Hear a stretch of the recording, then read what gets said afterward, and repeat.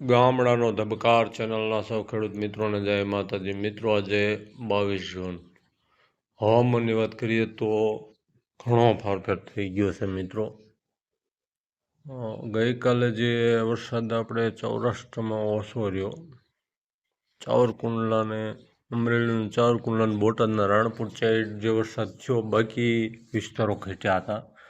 પણ ગઈકાલે મુંબઈમાં સારી એવી શરૂઆત થઈ ગઈ અને આજે રાત્રે પણ ધોધમાર વરસાદ મહારાષ્ટ્રમાં પડ્યો. દક્ષિણ ગુજરાતમાં અત્યારમાં તમે 8 વાગ્યાના સમયે જુઓ સુરતમાં કે ત્યાં ગમે ત્યારે ચાલુ થઈ શકે. વલસાડનો આપણે વિડીયો યુટ્યુબ પર જોયો.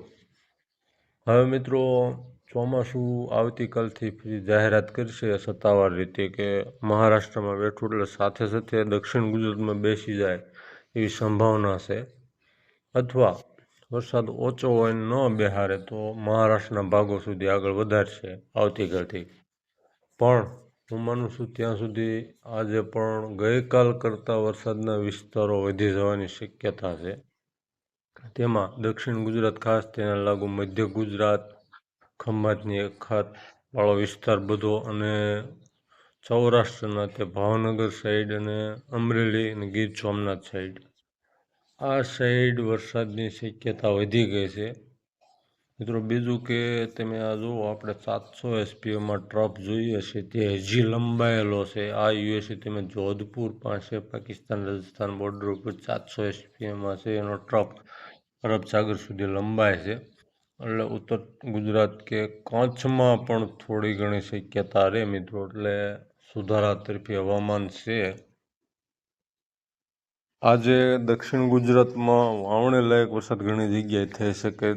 આપણે દક્ષિણ સૌરાષ્ટ્રની, પૂર્વ સૌરાષ્ટ્રની દરિયાઈ પટ્ટીમાં વધારે સંભાવના, બાકીના વિસ્તારોમાં પણ છૂટી છવાઈ સંભાવનાઓ તો છે જ. એટલે મિત્રો, વાતાવરણ સુધારા તરફી છે. ગઈકાલ કરતાં વધારે વરસાદની એક્ટિવિટી વધશે અને ચોમાસું જાહેર થઈ જવાની પૂરેપૂરી શક્યતા. 1-2 દિવસમાં દક્ષિણ ગુજરાતમાં કદાચ એન્ટર કરાવી દે સત્તાવાર રીતે, અથવા મહારાષ્ટ્ર, મુંબઈ સહિતના ભાગોમાં તો આવતીકાલે ચોક્કસ જાહેરાત થઈ જશે.